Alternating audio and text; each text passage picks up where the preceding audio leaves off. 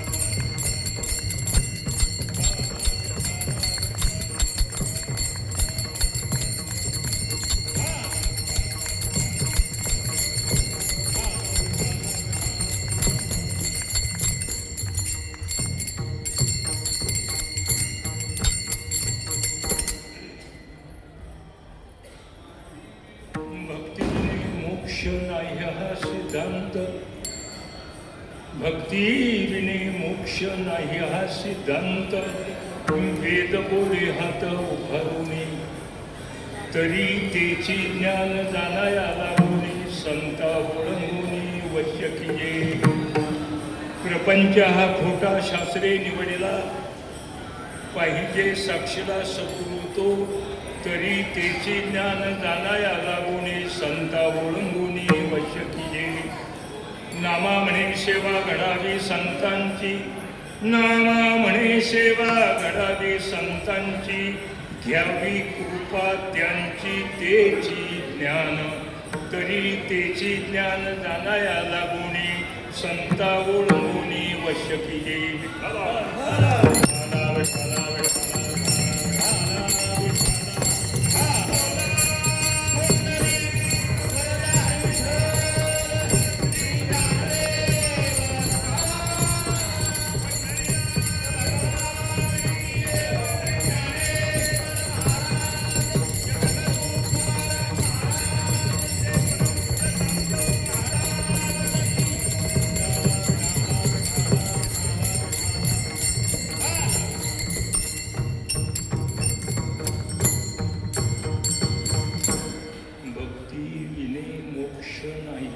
सिद्धांत, वेद बोले हात उभारुनी, तरी तेची ज्ञान जाणाया लागुनी.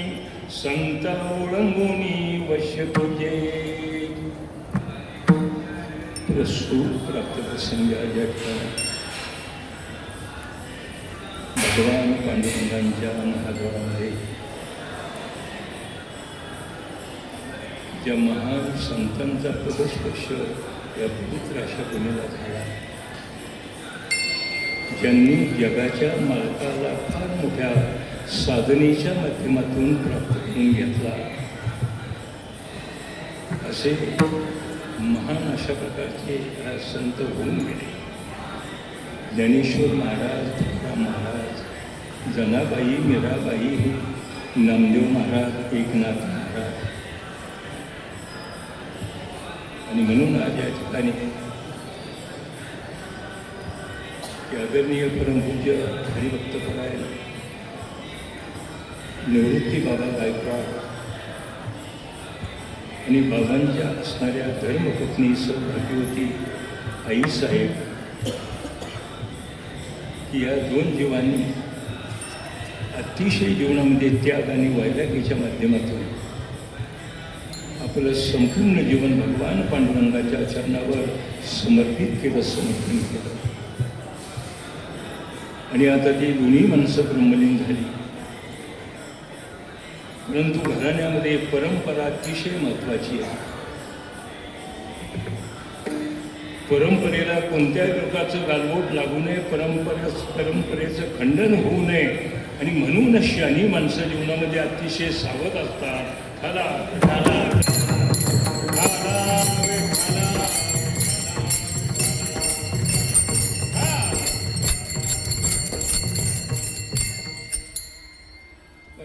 ज्यावेळेला देवाच्या समोर जातात आणि भगवान पांडुरंगांनी तुकोबरायांना विनंती करावी म्हटले, अरे तुकाराम काहीतरी मागा. भक्ताचं भक्तीचं देवाच्या माथ्यावर झालेलं ऋण आणि त्या ऋणातून काही अंशानं मुक्त होण्याकरता ज्या ज्या वेळेला भक्त देवाच्या समोर जातात त्या वेळेला भगवान परमात्म्यांनी एकच तुंतून वाजवायचं, अरे काहीतरी मागा, काहीतरी मागा. पण संत काय मागत नाही. हा संतांचा काय देव कोणत्या ऋणात राहत नाही, लक्षात ठेवा. म्हणून दुर्लभ अशा प्रकारचा मनुष्य जन्म प्राप्त झाल्यानंतर माणसाचं जीवनामध्ये आद्य कर्तव्य जर कोणतं असेल तर जगाच्या मालकावर भक्तीचं ऋण करणं अतिशय महत्वाचं आहे. हा नाही तर एरवी हे जीवन जर पाहिलं तर क्षणभंग होईल. परंपरा महाराज म्हणतात, माझ्या वडिलांची निराश काही मागणे हे आम्हानुचित, वडिलांची रीत दान कर, वडिलांची रीत दान कर. काही मागणे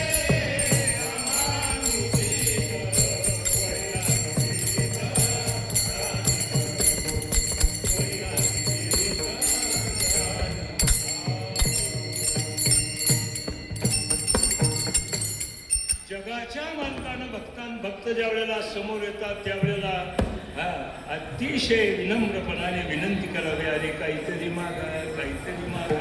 देवाला असं वाटतं भक्तांनी काहीतरी मागावं आणि मी काहीतरी द्यावं, म्हणजे भक्तांच्या ऋणातून काही अंशन का होईना मला मुक्त होता येईल. अतिशय त्याच पद्धतीने निवृत्ती बाबांची ह्या चालत आलेली परंपरा, त्यांचे चिरंजीव आज आदरणीय परमपूज्य हरिभक्त परायण मधुकर महाराज गायकवाड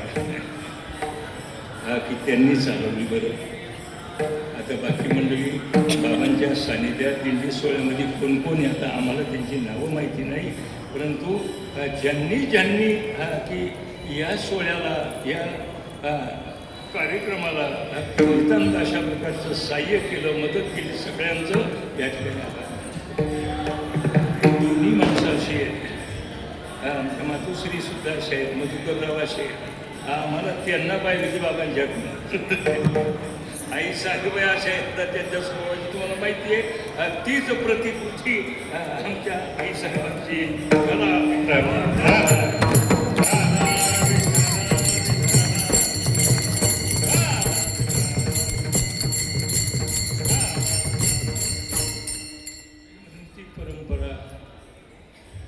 मधुकर महाराजांनी आणि बाबांचे असणारे जे शिष्य मंडळी, जे साथीला असणारी मंडळी, सगळ्यांनी आणि ही परंपरा सुंदर अशा प्रकारची चालवली आहे. आणि म्हणून ही परंपरा अव्याहत अशी चालत राहावी, भगवंताची नितांत अशा प्रकारची कृपा व्हावी अशी पांडुरंगाच्या चरणी प्रार्थना करतो. या ठिकाणी सेवेकरता निवडलेला अभंग पंढरपूर निवासी असणारे भगवान पांडुरंग परमात्मा आणि त्यांच्या अतिशय प्रेमाचे जवळचे स्रोत असणारे भक्त श्रीमंत संत श्रेष्ठ नामदेव महाराज. नामदेव महाराजांच्या पायरीचं दर्शन घेतल्याशिवाय आणि नामदेव महाराजांचा अभंग आपण या ठिकाणी शेवटी निवडलेला आहे. नामदेव महाराज म्हणतात, भक्तीविने मोक्ष नाही हा सिद्धांत, वेद बोले हात उभारून, तरी तेचे ज्ञान जाणाया लागणे संता ओळंगुनी वशकी.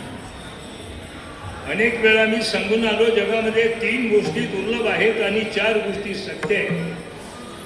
जगामध्ये 3 गोष्टी दुर्लभ आहेत, मनुष्यत्व, मुमुक्षत्वम, महापुरुष संशया. जगामध्ये पहिली गोष्ट दुर्लभ जर कोणती गोष्ट असेल तर मनुष्य जन्म दुर्लभ आहे. शास्त्र बोलतंय दुर्लभ हो मनुष्यो देहो देही नाम क्षणभंगुर आहे.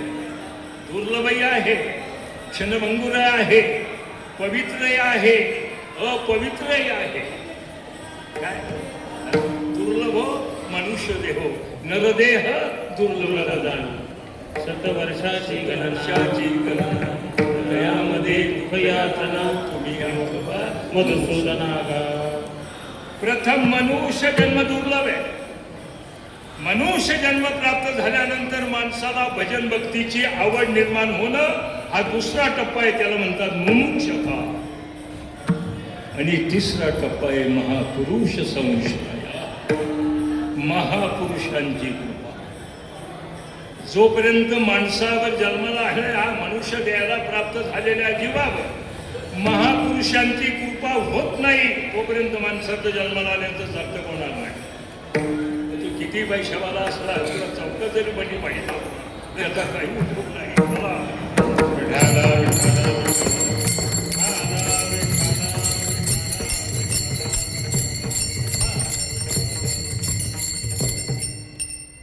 अरे कृपा देवाची कृपा, संतांची कृपा, जगाची कृपा, सद्गुरूंची कृपा, माता पित्यांची.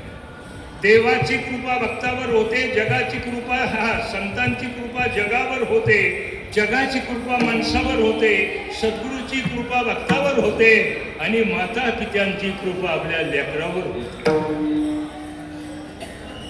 तुम्ही आम्ही जन्माला आलो, अरे माता पित्यांनी जर आपला जर चांगल्या पद्धतीने सांभाळ केला नसता तर आपला कधीच योग पुढे झाला काय.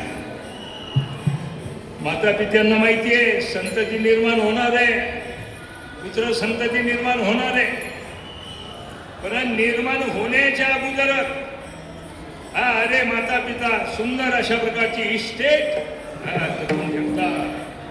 जमीन जुमला पैसा अडका जपून ठेवतात. कशा करता की आपल्या पुढच्या भावी संतती करतात. आणि म्हणून आई वडिलांची यथार्थ कृपा तुमच्या आमच्यावर झालेली आहे. आणि म्हणून आम्ही राजबिंडे आहोत. आम्हाला सगळं काही करण्याचा अधिकार प्राप्त करून जर कोणी दिला असेल तर तो माता पित्यांनी आहे. आणि म्हणून महापुरुषांची कृपा अतिशय महत्वाचा भाग आहे. मनुष्य जन्म किती दुर्लभ आहे. पहिलं कारण बहुत जन्मांती जन्मलाचे मरा देव तू सोयरा करी हे नरा हे माणसा. अरे अनेक जन्मांच्या शेवटी आता मनुष्य देह तुला प्राप्त झाला. मग आता तुझ्या जीवनामध्ये आद्य कर्तव्य जर कोणतं असेल तर देव सोयरा करी. आता त्या पांडुरंगाला सोयरा कर. देव सोयरा देव सोयरा देव सोयरा दिनाचा. अरे तो दिनाचा सोयरा आहे. देवाला जर जीवाने जर सोयऱ्याचं नातं जर जोडलं तर जीवाला रडावं लागत नाही. देव जर सोयरा झाला माणसाच्या जीवनामध्ये तर रडावं लागत नाही. आणि तुमचे आमचे जे सोयरे आहेत ते सगळे मरके आहेत. आई मरेल, बाप मरेल, भाऊ मरेल, चुलता मरेल, काका मरेल, मेवणा मरेल, कुंडा कुटी मरेल. आणि रडावं हे लागणारच आहे. आणि म्हणून शास्त्र संत महाराज म्हणतात देव सोयरा करी आता. अनेक जन्मांच्या शेवटी मनुष्य जन्म प्राप्त होतो म्हणून दुर्लभ आहे. दुसरं कारण आहे 84 लक्ष योनीचं चक्कर पूर्ण करून एक एक योनी कोटी कोटी फेरा मग लागे वारा मनुष्य देहाचा. आकडावारीक नाही. 84 लक्ष योनी फिरायच्या आणि एका एका योनीमध्ये एक एक कोटी फेरे मारायचे आणि मग लागे वारा मनुष्य देहाचा. इतका दुर्लभ आहे.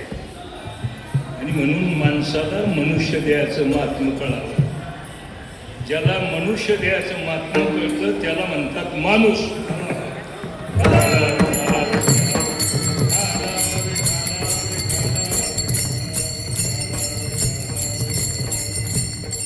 आणि तिसरं कारण आहे पाप पुण्य समान समित तैच पाविजे कर्मभूमी. माणसाच्या जीवनामध्ये मनुष्य जन्म प्राप्त झाल्यानंतर मनुष्य जीवनामध्ये ज्या वेळेला पाप आणि पुण्य हे समान होतं, सारखं होतं, एका रेषेमध्ये येतं, मग लागे वारा मनुष्य देहाचा. इथं आगाऊपणा चालत नाही. मिले असे ना मिले तसे बरंच गावाड घेतलं कामाला कामाचं पुढे पाप पुण्य समान कधी व्हायचं. शास्त्र सांगतं प्रायः माणसाकडे पाप येतं 4 बाजूने आणि पुण्य येतं फक्त एकच बाजूने. पाप येतं 4 बाजूने. पाप केलं जातं देहाने, पाप केलं जातं वाणीने, पाप केलं जातं डोळ्याने, पाप केलं जातं मनाने. हे 4 प्रवाह पापाचे माणसाकडे येतात. एखाद्या वेळेला देहानं जरी पाप झालं नाही, वाणी तरी पाप करी. देहानं वाणीनं जरी पाप झालं नाही, डोळे तरी पाप करतील. देहानं वाणीनं डोळ्यानं जरी पाप घडलं नाही, परंतु मन तरी माणसाला कुठंतरी धोका दिल्याशिवाय राहणार नाही. म्हणजे या चौकटीतून हा माणूस सुटणं शक्यच नाही. कोणी असू, मोठा बाबासाहेब असू दे, 4 प्रभाव आहे आणि पुण्याचा एकच प्रभाव आहे. अरे कधीतरी तीर्थयात्रा, कधीतरी कीर्तनाला, कधीतरी पंढरपूरला, कधीतरी सत्यनारायण, कधीतरी अन्नदान, कधीतरी पैसादान, कधीतरी. दररोज नाही. पण इथं दररोज आहे. देहाने पाप होते, वाणी पाप करते, डोळे पाप करतात, मन पाप करते. मग 4 प्रवाह पापाचे एकच प्रवाह पुण्याचा आहे. मग ही कडी कशी सोडायची. शास्त्र सांगतं प्रायः हा मनुष्य जन्मामध्ये पापाचीच बाजू मोठी आहे आणि पुण्याची बाजू बारीक आहे. एकच आहे माणूस. पापाची बाजू मोठी आहे, पुण्य एकाच बाजूने.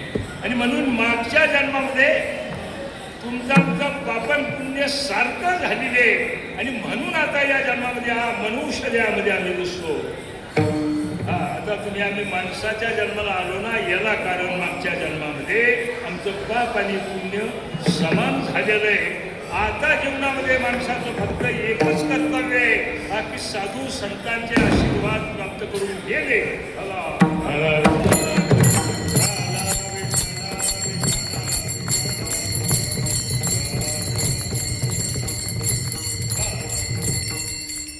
अरे भगवंताने सुंदर अशा प्रकारची सृष्टी निर्माण केली.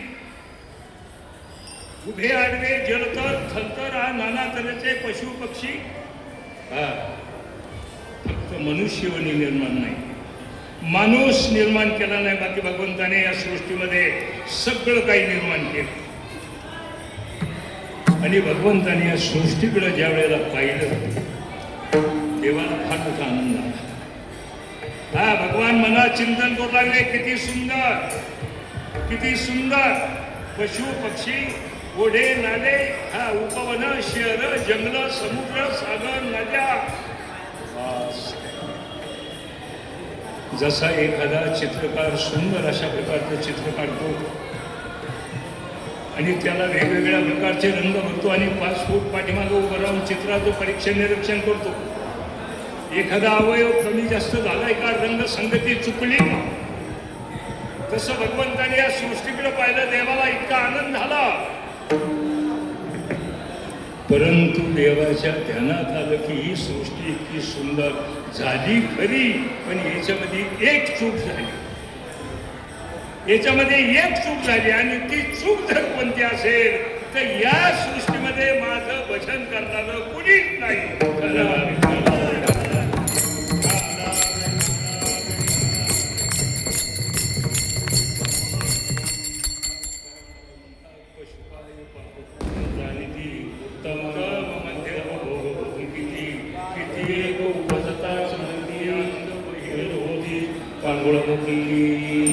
अरे पशूंचे कळप असतात आणि माणसांचे समुदाय असतात. माणसांचे समुदाय आळंदी पंढरपूरला जातात, पशूंचे समुदाय नाही.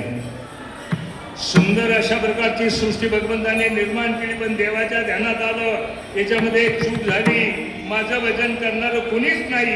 आणि मग सगळ्यांच्या पाठीमागून जो अवतार झाला तो तुमचा आमचा. कशा करता देवे दिला देह भजना गोमाटा.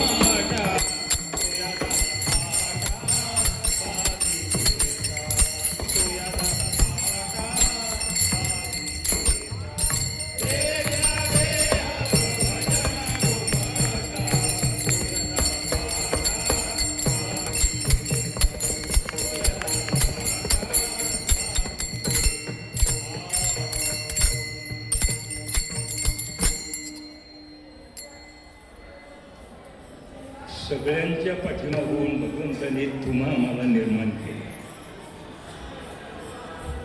आणि मग ज्या वेळेला भगवंताने या माणसाकडे पाहिलं त्यावेळेला देवाला एवढा आनंद झाला त्या पांडुरंगाला तर गगनात मावे. पाहुणी मनुष्य देहाशी सुख झाले भगवंत. देवाने तुम्हा मला पाहिल्यानंतर देवाला एवढं सुख झालं, पण आम्ही देवाला पाहिल्यानंतर आमचा सुटकी चेहरा तसाच राहील. आम्हाला आनंद होऊन सांगायला याला, अरे जगाच्या मालकाने आपल्याला पाहिलं, किती आनंद झाला पांडुरंगाला. आणि आम्ही पांडुरंगाला पाहिल्यानंतर जर आमची समस्या जर संपत नाही तर त्या पाण्याला काय अर्थ आहे?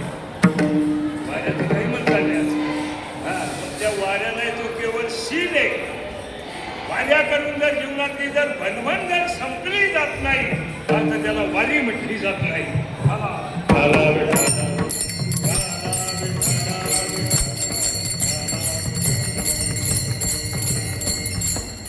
सगळ्यांच्या पाठीमागून हा माणूस निर्माण केला भगवंताने.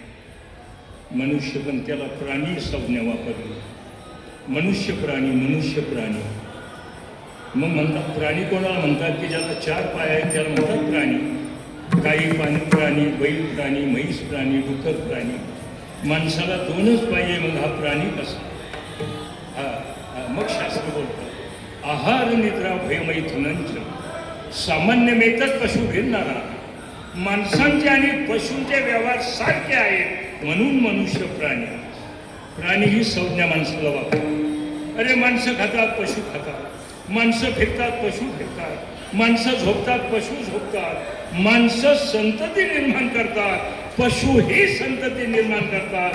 इथपर्यंत पशुत आणि माणसामध्ये काहीच फरक नाही. काय मग भगवंताच्या डोक्यात आला, अरे पशु पक्षी कृमी कीटक सगळे जन्माला घातले आपण, पण त्यांच्या आतमध्ये आपण ज्ञान घातलं नाही म्हणून ते प्राणीच राहील. परंतु हसणारा हा जीवात्मा हा माझा अंश आहे. जीवात्मा आणि परमात्मा एकच आहे, हे दोन नाही. आणि म्हणून खऱ्या अर्थानं या जगामध्ये त्या भगवान परमात्म्याची खरी कृपा जर कोणावर झाली असेल तर ती तुमच्या आमच्यावर आहे. आणि ती कृपा जर कोणती असेल तर प्रत्येकाला प्राप्त झालेली बुद्धी. आणि म्हणून शास्त्र बोलतं बुद्धिरेश बलम तस्य निर्बुद्धीशे कुतो बलम. जिथे बुद्धी नावाचं तत्व जास्त प्रमाणामध्ये विकसित आहे की तिथं फार मोठी शक्ती आहे. आणि जिथं बुद्धीच नाही तिथं ताकदच नाही. काय एक पालखीत बसतो आणि चौघे पालखी खांद्यावर घेतात. एकाने हातवर केला की सगळे हातवर करतात. हे कशाचं प्रतीक आहे? कोट्यावधी माणसं जगामध्ये असताना संपूर्ण जगाचा अध्यक्ष एकच माणूस बनतो. याचं कारण काय? याचं कारण बुद्धी आहे. आणि म्हणून बुद्धीचे वैभव अन्य नाही. बरा महाराज सकाळी उठल्याबरोबर बिछाण्यात बसल्या बसल्या पहिली प्रार्थना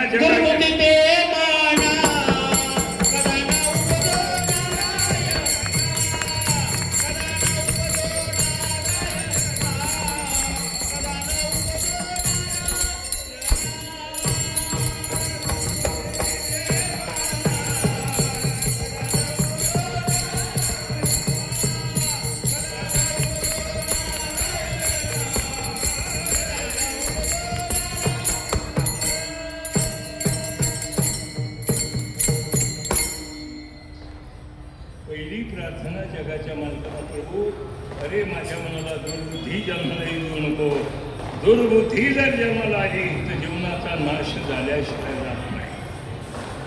बुद्धीचं महात्मा जी वाईट वागत आहेत त्या माणसांना समजणार नाही. दारू पिऊन प्राशन मध्य प्राशन करून 8-8 तास गटरात पडणाऱ्या माणसांना बुद्धीचं महात्मा कळणार नाही. 24 तास जुगार खेळणाऱ्या माणसांना बुद्धीचं महात्मा कळणार नाही. ज्यांना बुद्धीचं महात्मा कळलं त्यांना म्हणतात माणूस. आणि म्हणून शास्त्र सांगतात श्रद्धा म्हणजे डोकं आहे. श्रद्धा म्हणजे डोकं. आणि या श्रद्धारूपी डोक्यामध्ये बुद्धी नावाचं तत्व राहत. शास्त्रकाराने ऋषीमुनींनी या नाम हा बुद्धी या तत्वाची भरपूर अशा प्रकारची साधना केली. आणि हे तत्व सिद्ध बनवलं. आणि सिद्ध बनवल्यानंतर त्या पुरुषांवर ज्ञानाची कृपा झाली. आणि मग तिथून पुढे जे बोलल ते शास्त्र. तुकाराम महाराजांनी जो गाथा लिहिला तो काय दुसरा गाथा पाहून नाही. जसे जसे जीवनामध्ये बरे वाईट प्रसंग निर्माण झाले गाथ्याच्या रूपाने बाहेर पडले, अभंगाच्या रूपाने बाहेर पडले. ज्ञानेश्वरी जन्माला आली ती काय दुसरी ज्ञानेश्वरी पाहून नाही. आपल्यावर ज्ञानाची ज्ञान या तत्वाची कृपा नाही. आणि म्हणून आमचा सगळा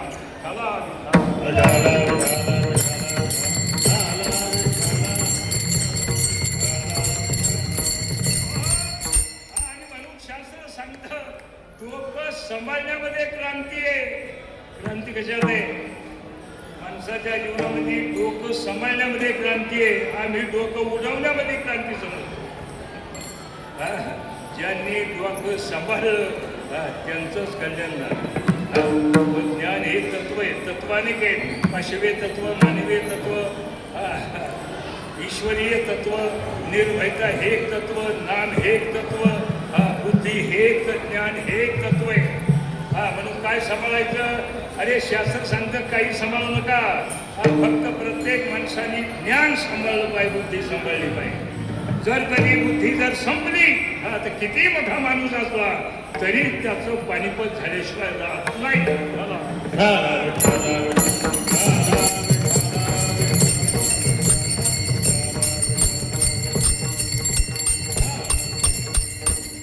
आणि मग भगवंताला असं वाटलं की अरे आपण आरंभाला पशु प्राणी निर्माण केले. परंतु परंतु त्यांच्या आतमध्ये आपण ज्ञान घातलं नाही, पण जाणून बुजून भगवंताने माणसाच्या आतमध्ये ज्ञान घातलं. आता खऱ्या अर्थानं हा माणूस झाला. आता माणसाच्या आतमध्ये ज्ञान घातलं आणि मग म्हणतात की आता जगामध्ये विचार करतो तो फक्त माणूस. पशु पक्षी प्राणी विचार करीत नाही. हा, त्यांना बुद्धी नाही आणि म्हणून त्यांना पाप पुण्याचं विधान नाही. 6च महिन्यात पशु आपल्या आईला विसरतो, तशी माणसं नाही. माणसाच्या आतमध्ये बुद्धी आहे. बुद्धी नावाचं तत्व माणसाच्या आतमध्ये आता विचार करतो तो माणूस. आणि म्हणून तुकाराम महाराज त्या माणसाला उपदेश करतात क्षणोक्षणी आहे. क्षणोक्षणी हाती करावा विचार,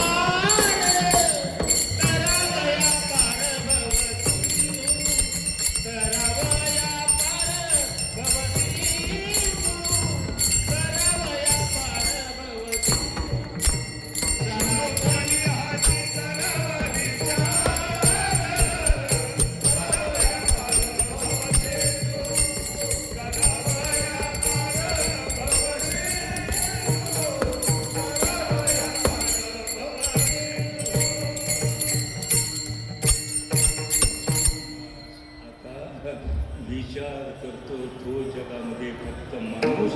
आता पशु पक्षी वगैरे की आमचा कारभार सांगतो. आता माणसाला उपदेश क्षणोक्षणी ह्याची करावा विचार. शास्त्र सांगतं माणसाने जीवनाचा प्रवास करत असताना विचारपूर्वक उचललेलं पाऊल, विचारपूर्वक जर पुढं ठेवलं तर ते कधीच धोक्यात जात नाही. पण अविचाराने पुढं ठेवलेलं पाऊल धोक्यात गेल्याशिवाय राहत नाही. आता माणसाला काय खावं, काय प्यावं, कसं बोलावं, कसं राहावं, कसं चालावं हे सगळं आता कळतं कोणाला? फक्त माणसाला. म्हणून आता माणूस शास्त्राच्या काचाट्यातून, शास्त्राच्या चौकटीतून सुटू शकत नाही. आता जे शास्त्र आहे ते फक्त माणसा करताय, बाकी जगात कोणाच करता नाही.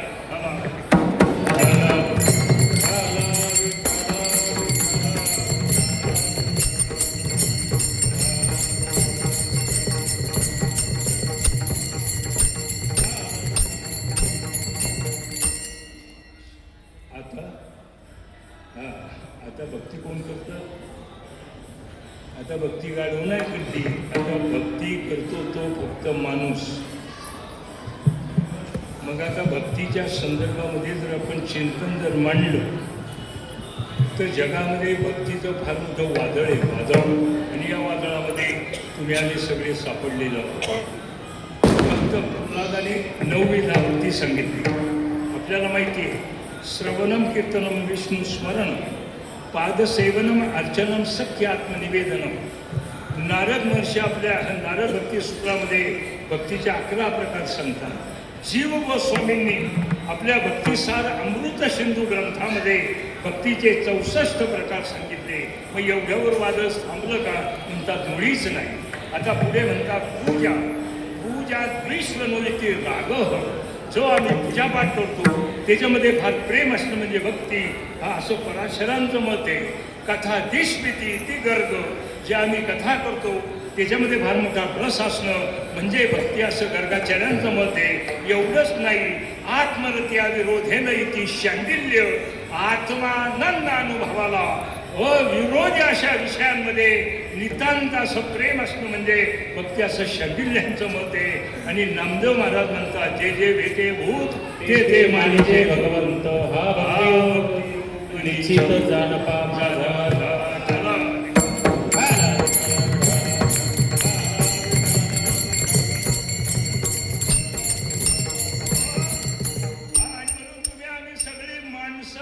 भक्तीच्या वादळामध्ये सापडलेलो आहोत. म्हणून आम्हाला नेमकी कोणती भक्ती केल्यानंतर की या जीवाला मोक्षाची प्राप्ती होईल त्या भक्तीचं वर्णन नामदेव महाराज आपल्या अभंगामधून करून देणार आहे. तुमचं आमचं कसं आहे माहिती आहे? तुमचं आमचं वडील वारीला जात होते, बद्रीनाथ केदारनाथची वारी करीत होते वडील, वडील. एका वेळेला वडील वारीला गेले, तिकडेच दिवंगत झाले. 12 महिन्याचा कालखंड समाप्त झाला. दुसरी वारीचा ज्या वेळेला टाईम आला वडिलांच्या सानिध्यामध्ये असणारी वडिलांची मित्रमंडळी मग आता यांच्या घरी आली. त्यांचे असणारे चिरंजीव त्यांना म्हणाले, काय रंभाऊ? हा बोला म्हटले. अरे वारी आली, आता वारीचा टाईम आला आहे. हा मग वारीला यायचं ना. रंभाऊ काही बोलणार. अहो म्हणजे वारीला येतं ना. मग रामभाऊ सांगू नका, आम्हाला वारीला यायचं नाही. अरे वडिलांनी आयुष्यभर हा बद्रीनाथ केदारनाथची वारी केली, आता वारीला यायचं नाही. अरे वारीचं खंडन करता का काय? नाही म्हणजे आम्हाला वारीला यायचं नाही. मंडळीने सांगितलं तुम्ही वारीला येऊ नका, पण का यायचं नाही याचं कारण सांगा. मग ते सांगू लागले, ज्या अर्थी आमचे वडील वारीला गेले तिकडं दिवंगत झाले, त्या अर्थी आम्हाला वारी धाडची नाही.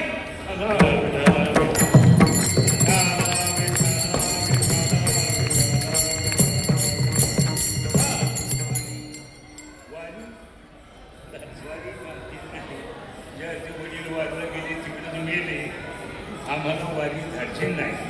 तुकाराम महाराज म्हणतात, आता सांगा, ज्या संसारात तुम्ही आम्ही राहतो, या संसारात आजपर्यंत किती माणसं गेली? आजा मेला, पंधा मेला, बाप बसना मेरा, देख देख तू पण तो हे कैसा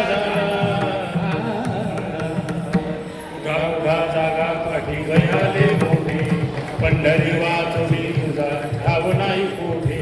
अरे आजपर्यंत ज्या संसारामध्ये तुम्ही आम्ही आहोत, आजपर्यंत आजा मेला, पंधा मेला, उघा पत्ता गेला, नातू मेले, सगळे मेले. मग असं आम्ही म्हणतोय का? ज्याची वाढ वडील ह्या संसारात मेले, त्याची आम्हाला संसार दाखली नाही.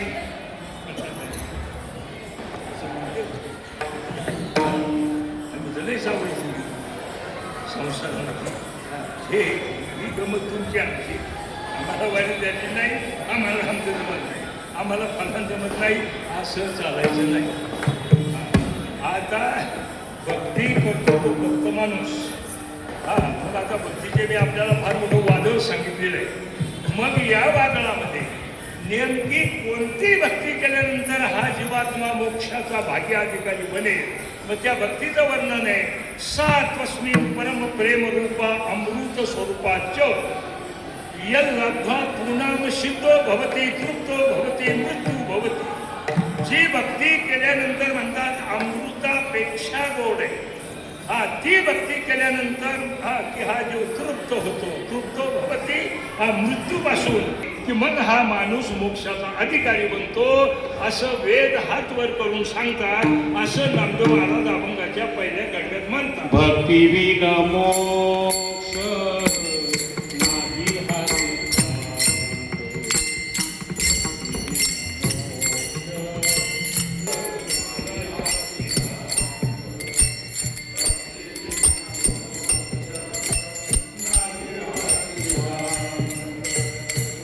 नाही हाती.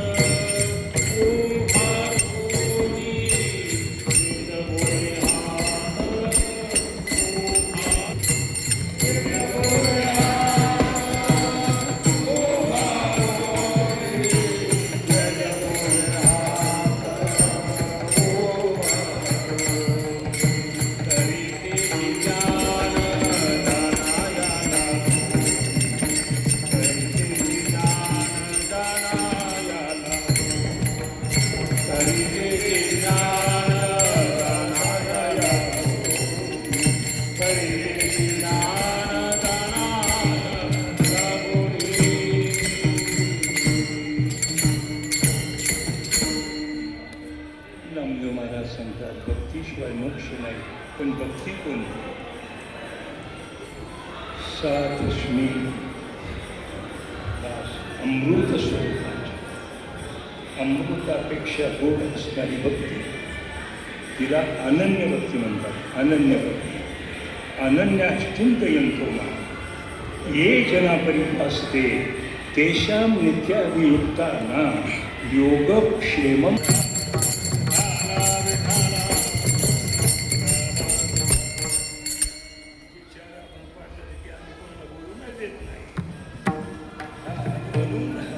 व्यवस्थेला किंमत नाही, अवस्थेला किंमत नाही. परमार्थामध्ये अवस्था कशी आहे याच्यावर तो साधक ठरला जातो. व्यवस्थेला किंमत नाही, आम्ही व्यवस्थेला किंमत देतो, अवस्थेला नाही.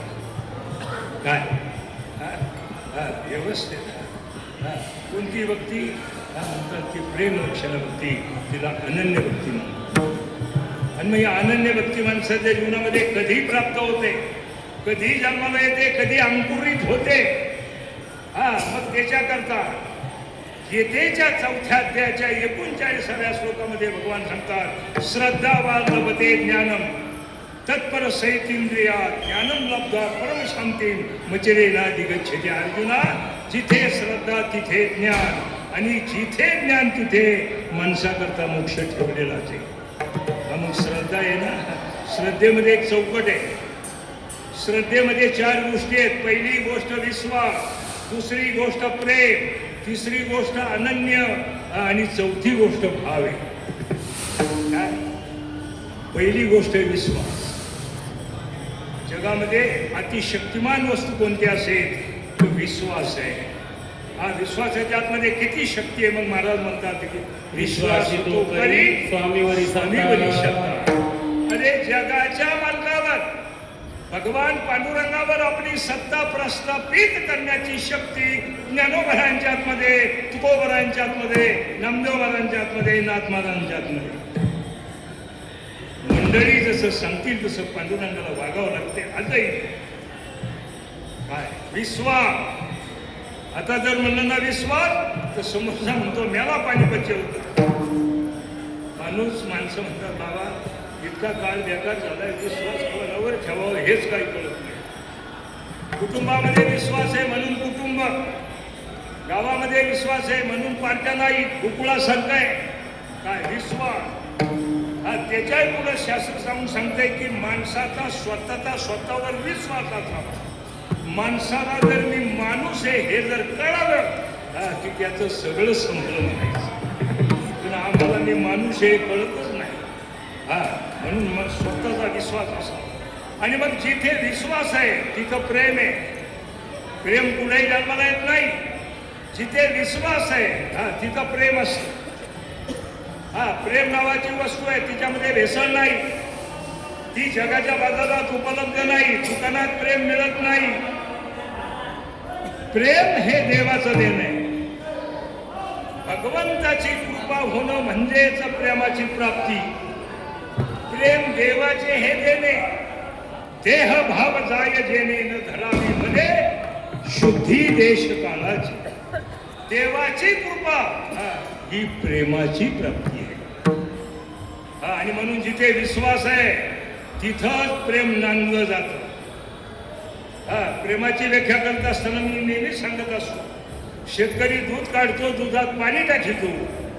पाणी घालावं लागतं, लई नाही, दूध मागेल इतकं नाही. शेतकरी दूध काढतो, दुधात पाणी घालतो. ज्या मिनिटाला शेतकऱ्यांनी दुधात पाणी घातलं त्याच मिनिटाला दूध आणि पाणी एकरूप झालं आणि दुधाच्या भावात पाणी विकलं गेलं. याला म्हणतात प्रेम.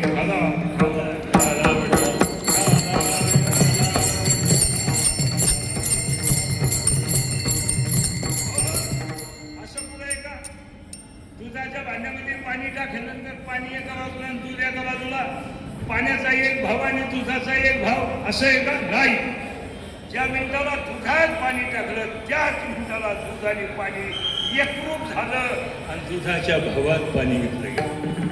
अरे जीवात्मा आणि परमात्मा, ज्या वेळेला हा जीवात्मा आणि परमात्मा म्हणजेच हा जीवात्मा रूपी पाणी आणि परमात्मा रूपी दूध जोपर्यंत एक होत नाही की तोपर्यंत हा जीवात्मा त्या भावात विकला जाणार.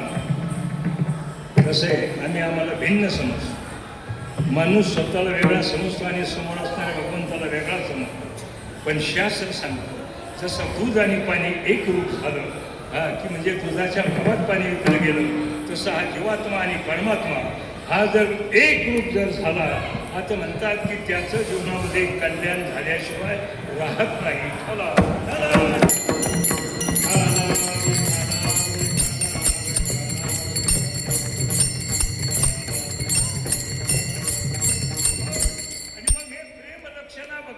ज्ञान जाणून घेण्याकरता नामदेव महाराज सांगतात की संतांना ओळखा, त्यांना आपलंस करा, दुसऱ्याकडे तरी तेची ज्ञान जाणाया लागोनी, तरी तेची ज्ञान जाणाया लागोनी.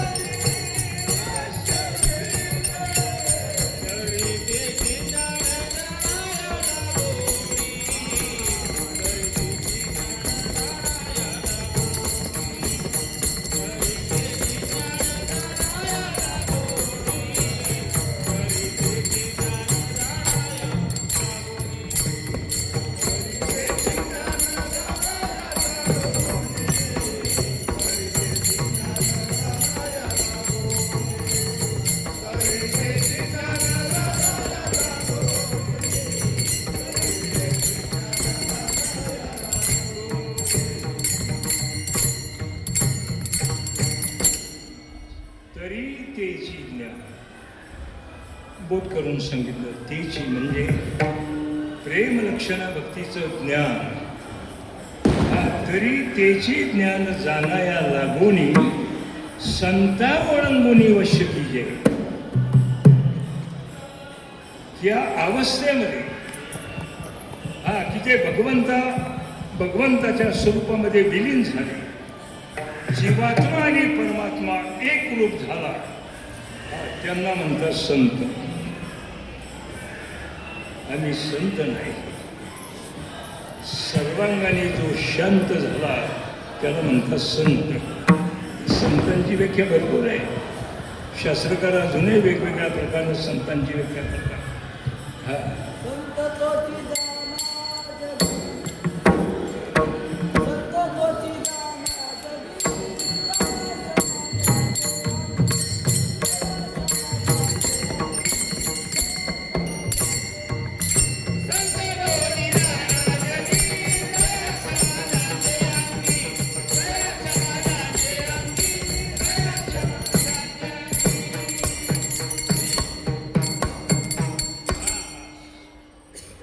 अनेक संतांची व्याख्या शास्त्रकार अनेक वेगवेगळ्या रूपानं करतात.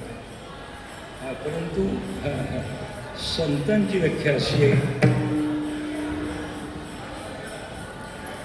की जिथे धर्म आहे आणि पाप नाही, जिथे पाप नाही धर्माचं पालन आहे, त्यांना म्हणतात संत. काय धर्माचे पालन करणे, अखंड खंडन हे क्षमा करणे का बीज वाढवावे. संतांच्या आतमध्ये पाप नाही आणि धर्माचं पालन नाही.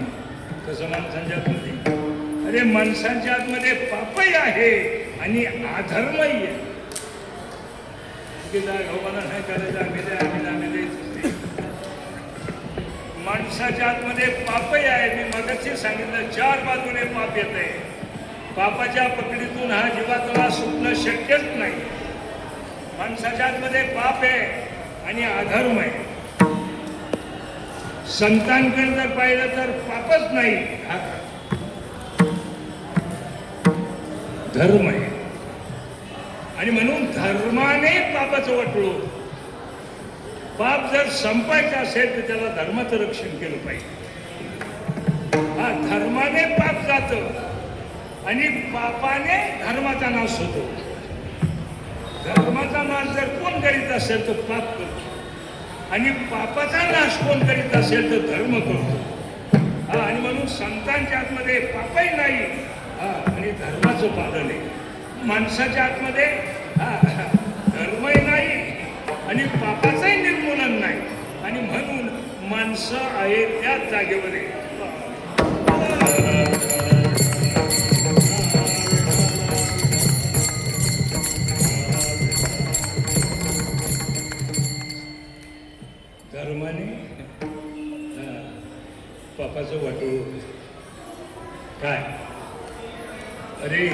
हिरण्यकश्यपूकडे जर पाहिलं तर निधर्मी आहे आणि म्हणून पापी आहे.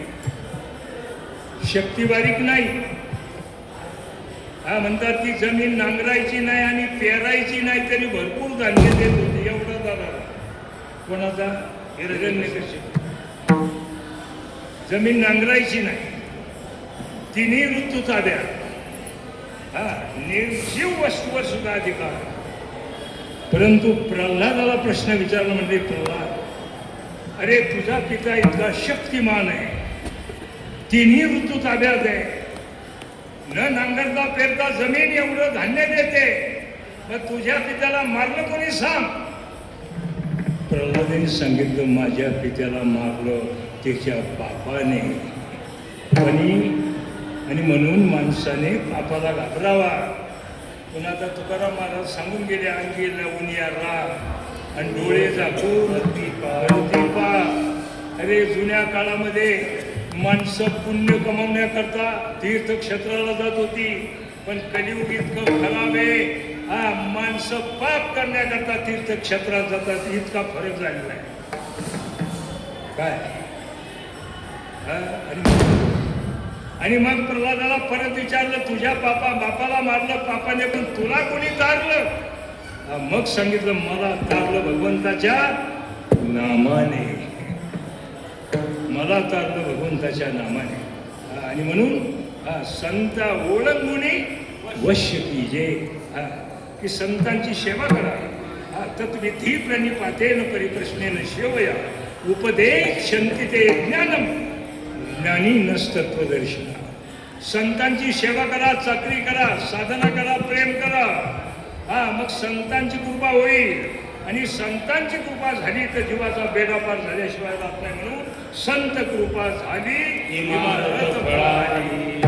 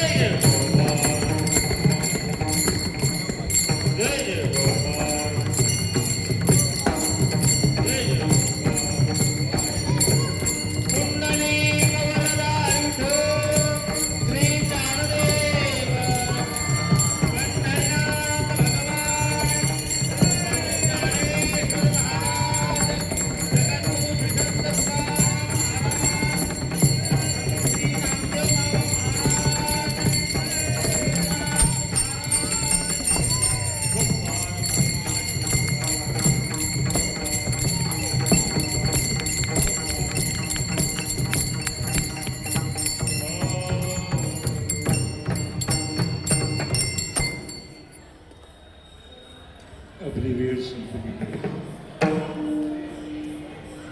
ट्रस्टीच्या नियमाप्रमाणे आपली वेळ संपलेली, म्हणून आता जास्त वेळ घ्यायचा नाही. भगवंताचे आवडते लाडके भक्त नामदेव महाराज. नामदेव महाराजांचं जीवनचरित्र जर पाहिलं तर भगवान पांडुरंगाचं आणि नामदेव महाराजांचं नातं पाहत असं. सगळे संत ज्या वेळेला तीर्थयात्रा करण्याकरता गेले, औंढ्या नागनाथला ज्या वेळेला दिंडी सोहळा आला, मंदिराच्या समोर नामदेव महाराजांचं कीर्तन चालू झालं. तेवढ्या अभिषेकाची वेळ झाली, ब्राह्मण आले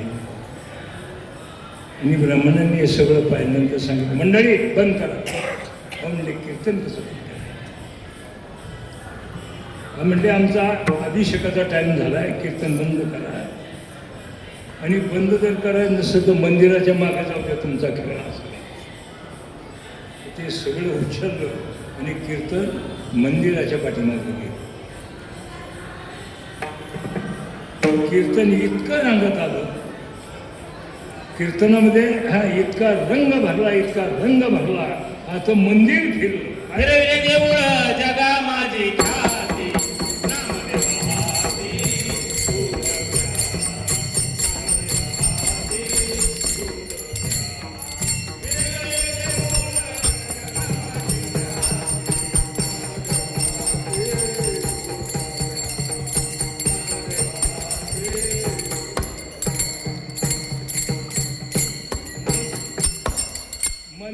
फिरलं आणि मग काय आश्चर्य बाबा, हा बातमी सगळ्या पंजाब राज्यामध्ये पसरली. म्हणले कोण संत आहेत? हा, तर म्हणले निर्जीव असणाऱ्या मंदिर, म्हणले मंदिर फिरवले देवळ जगामाची ख्याती, नामदेवा हाती दूध प्याला. आणि मग त्यावेळेला यवनांची राजवट होती, यवनांची. बादशाह आला,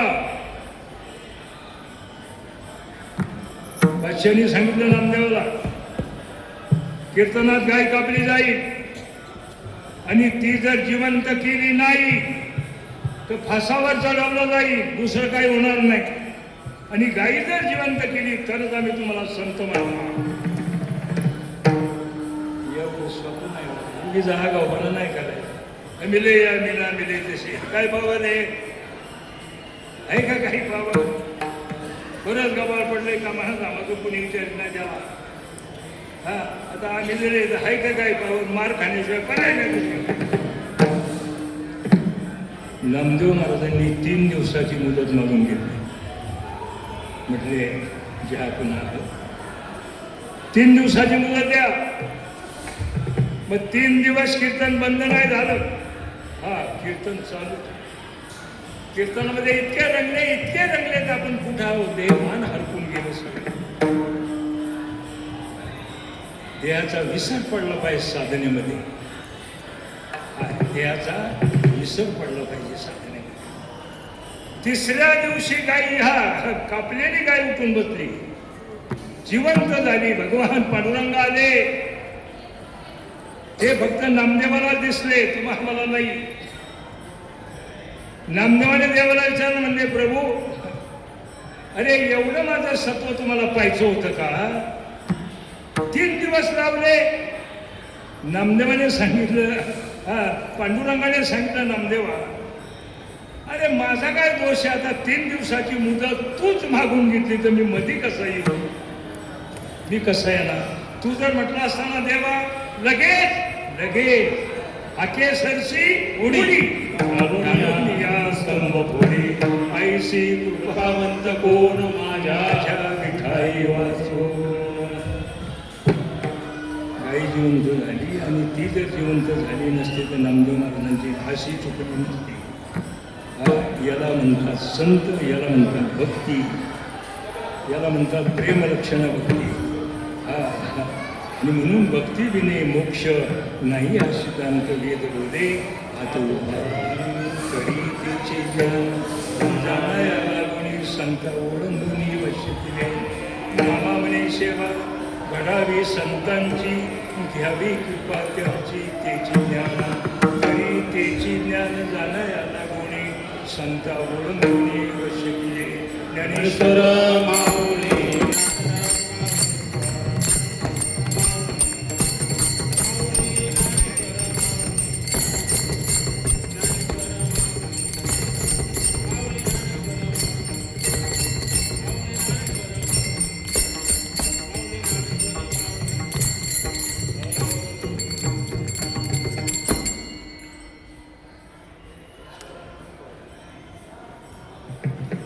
अशा पद्धतीने की आजचा हा कितवा दिवस आहे? 4था दिवस. या नामयज्ञाचा 4था दिवस आहे. शिवा आज आमच्या मधुकर्मांच्या असतो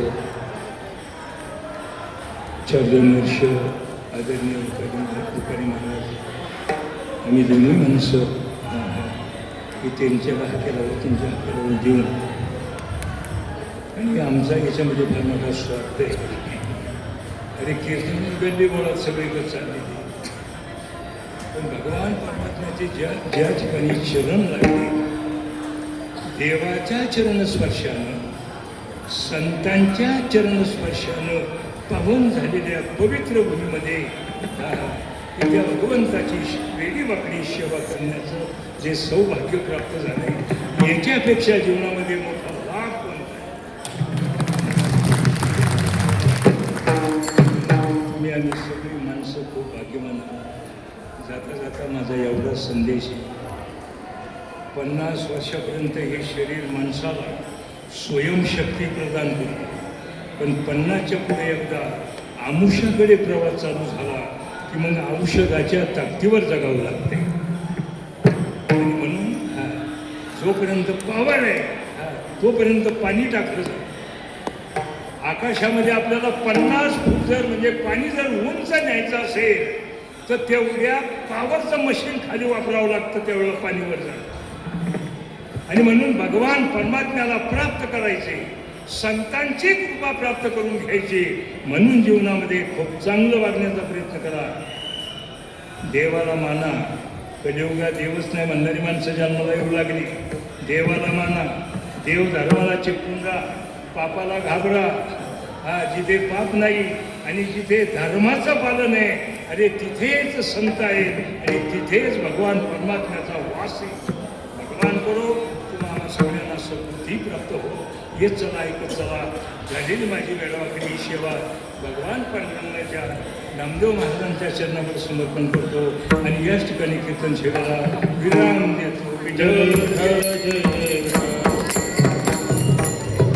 विठ्ठल जय जय विठ्ठल.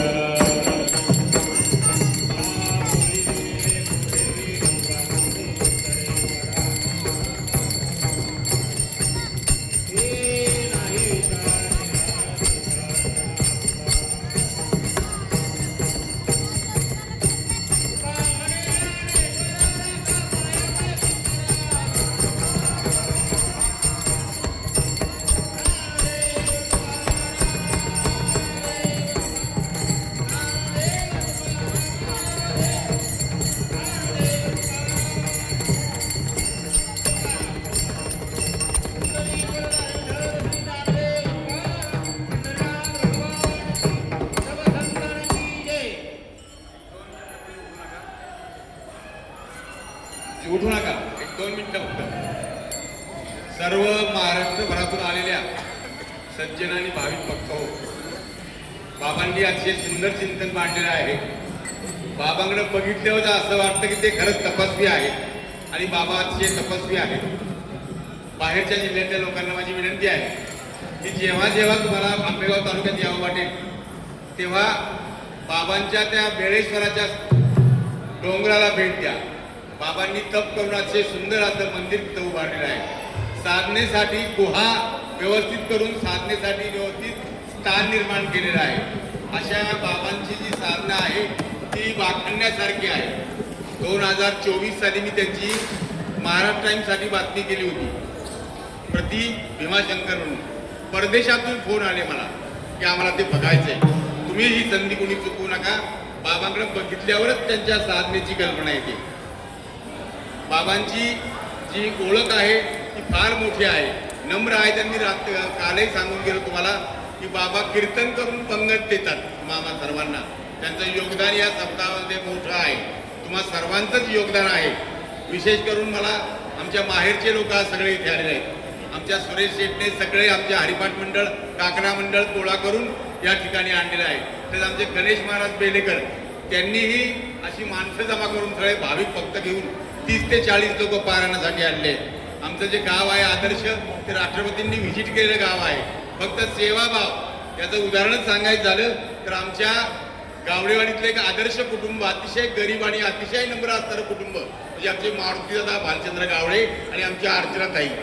कोणतंही काम सांगा अगदी हसत ते करणार अशी जी आमची गावडेवाडी आहे ती सेवाभावी असलेली गावडेवाडी आहे. तुम्हा सर्वांचं काहीतरी पुण्य असलं. बाबांनी तेच सांगितलं की पांडुरंगाच्या मंदिरामध्ये तुम्हाला दर्शन करण्याची संधी मिळते. दिवसात तर किती वेळा दर्शन घ्यावं आणि किती वेळा पांडुरंगासमोर उभं राहावं असं तुम्हाला होते. बरेच लोक या ठिकाणी आलेली आहेत. आमचे मुरलीधर भाऊ आहेत, आमची राजगुरू मंडळी आलेली आहेत, अवसरीची लोक आहेत, जिल्ह्याभरातून अनेक भाविक या ठिकाणी आले आहेत. तुमची काहीतरी पूर्वपन्याय असेल म्हणून हे पुण्य तुम्हाला लाभत आहे. सर्वांना विनंती आहे की ज्यावेळेला आंबेगाव तालुक्यात याल तेव्हा बाबांच्या साधनेला भेट द्या आणि बाबांचं कार्य कर्तृत्व बघा. तर बाबांचा सन्मान म्हणून आणि पांडुरंगाचा प्रसाद म्हणून श्रीफळ आणि वारकरी संप्रदायाचं प्रतीक असलेलं फेटा आणि उपरणं की जे आमचे बाबांना नेहमी अर्पण करायचे ते त्यांना या पांडुरंगाच्या साक्षीने आपण प्रदान करू. आमच्या सुरेश शेठ महाराज गावडेंना विनंती आहे की बाबांचा सन्मान करावा. या त्याचप्रमाणे अनेक मंडळी ओळखीची आहेत पण नावं मला माहीत नाहीत. आमच्या गावडेवळचे बाळू महाराज शेळके, ज्ञानेश्वर माऊली, सावित्री गावडे, तसेच महिला सुद्धा सगळ्यात बहुसंख्येने आलेल्या आहेत. त्यांना तुमच्या सर्वांच्या वतीने मनपूर्वक धन्यवाद. आणि असेच एक 4-5 दिवस राहिले आहेत. सर्वांनी या आनंदाचा लाभ घ्यावा अशी विनंती करून माझ्या शब्दांना विराम देतो. रामकृष्ण हरी.